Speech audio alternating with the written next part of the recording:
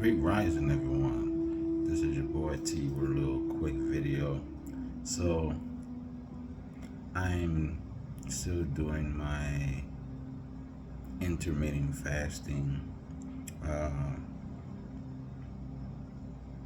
it's not really for physical gain. It's more of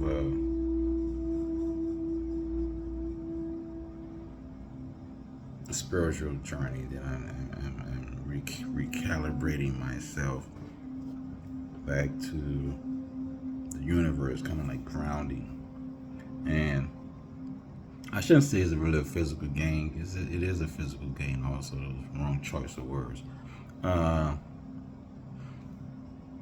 the type of intermittent fasting that I am doing at the current moment,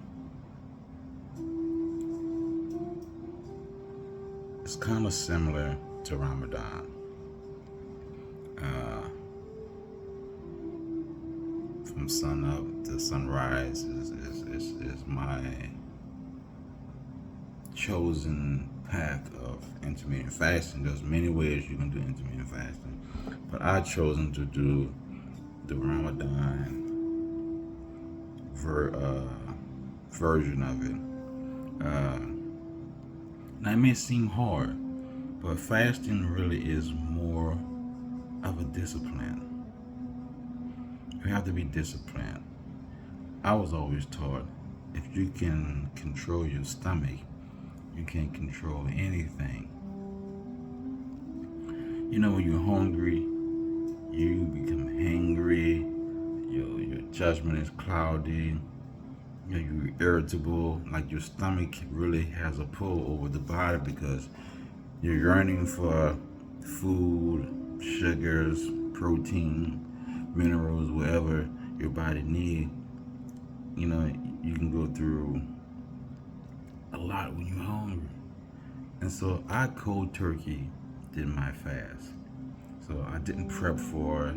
I didn't say, well, I eat 5 meals now, and then tomorrow I'm going to eat 4.5, and then the next day I'm going to eat 3.5, and then I just say, hey, I want to do this. I'm doing it.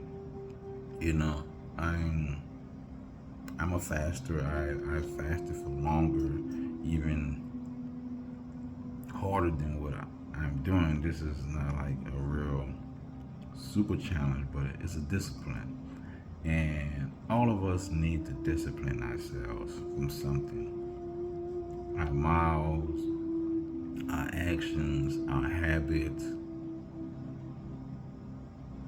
You have to have some type of discipline, some type of control. If you're an asshole, you know, you need to do an asshole fast. Stop being an asshole for 30 days. So this is an example of what I'm just trying to say. So like, I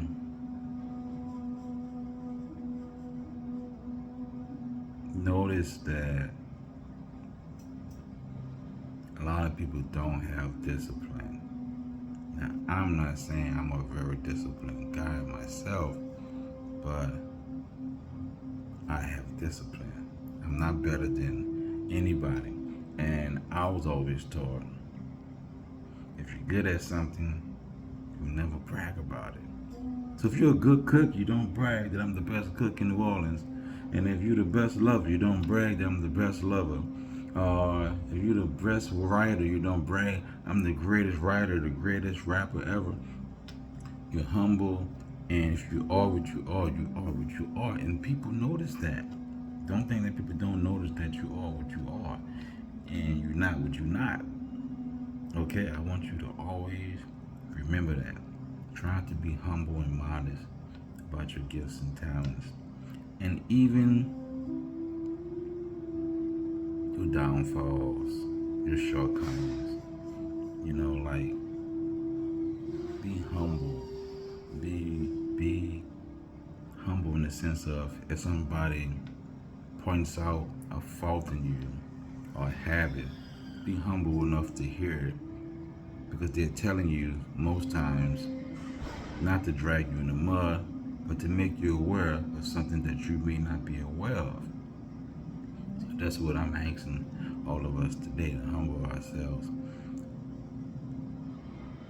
When you're talking to a person and they are wrong about something, you don't always have to be defensive and be like, start an argument or go toe for toe or word for word with a person.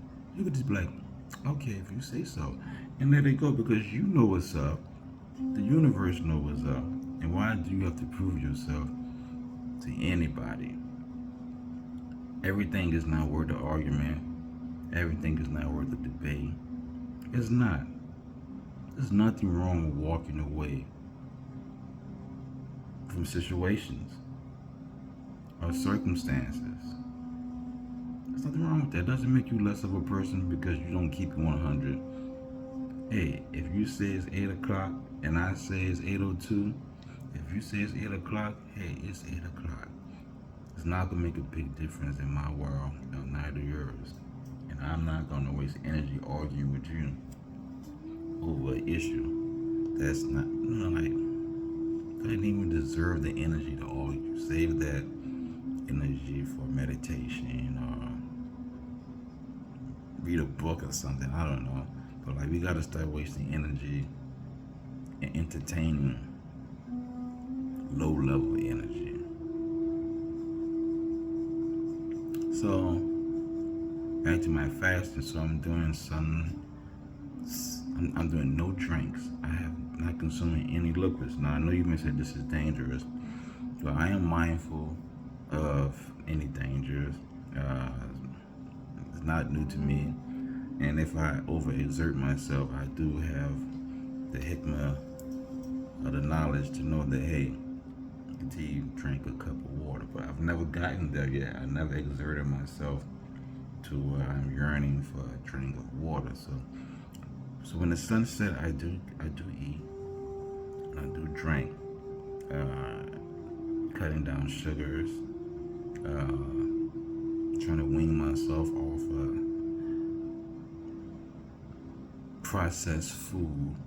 I still eat processed food like all of us do, but just trying to cut that time down. Because see, when you eat and eat and eat, you never give your body a chance to break food down, to recover, to rest, to purge from toxins. We just stack food on top of food on top of food on top of food, and sugar on top of sugar on top of sugar. And I'm getting of age, whatever that means. I'm 45 in September, and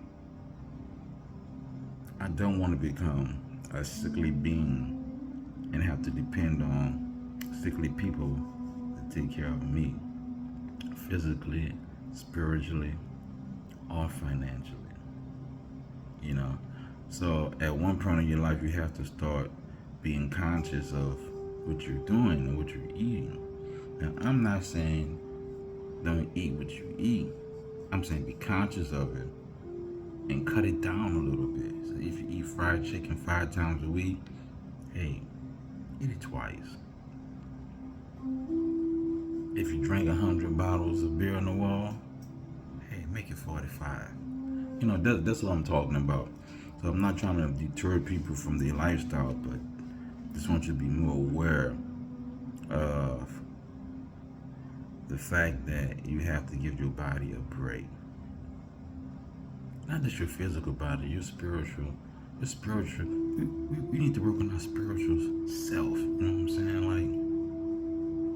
We're so focused on making $1 and being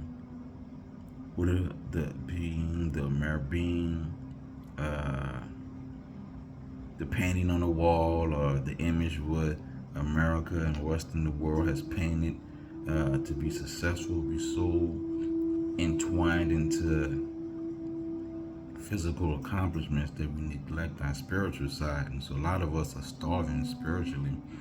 And I'm not saying go join 20 churches and go learn the Quran and speak Arabic overnight. I'm not saying do all of that. I'm saying that you have to get in tune with your creator and with your spiritual side, because at the end of the day, you're gonna have to fall back on your spiritual side to move forward and advance and be on top of things, because the way the world is heading, you're going to need more spirituality and connection with the universe and your creator to any dollar you can put in the bank. Believe me that. Now, I'm not saying don't make you money, but you better put some money in your spiritual bank account, because you're going to need to write a check soon, all of us. Okay? So let's work on ourselves. Let's try to work on our attitudes. Let's try not to be assholes. Let's not try to always be right. Let's be humble. Hear other people's opinions. Not saying that you have to abide by them, but at least listen to people sometimes. Break it down. Digest it. And if it ain't nothing, shit it out. You know how it go. So be more open, be more in tune to the universe, to nature. Try to stay positive, and know that life is not all about money. I know we need money, and it's a necessity in this horrible society. But the way the world is going, and the way the world is, you better get yourself together. And I'm talking to me too, because the sky is falling. Now, as I say that, you may be like, what the hell is Khatib talking about, man? I just want you to hear me out. I'm not perfect. And I will always say that. I'm not perfect, and I'm always willing to grow. I like to learn. I'm a people person. And I like to inspire and motivate.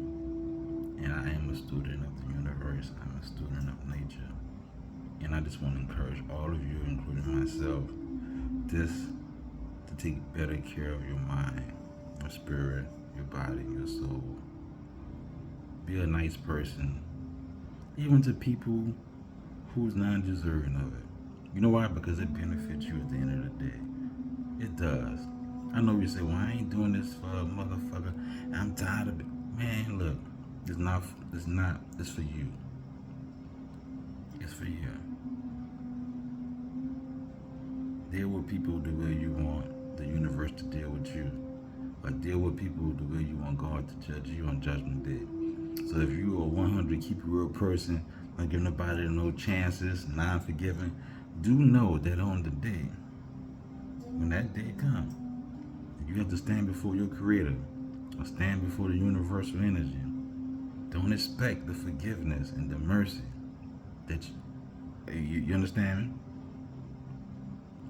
If you don't hear people out, don't expect the universe to hear you out. If you don't have empathy, don't expect the universe to have empathy with you in any situation. You feel me? If you're impatient, don't expect the universe to have patience with you. Okay? If you're a nasty mouth person, the universe could be twice as nasty to you. If you're lazy, the universe will be lazy with you. Yes, this is real talk. I'm talking to you and myself. So try to get your act together. I am working on myself in the process, and I'm Khatib Shanard, and that's all I have to say.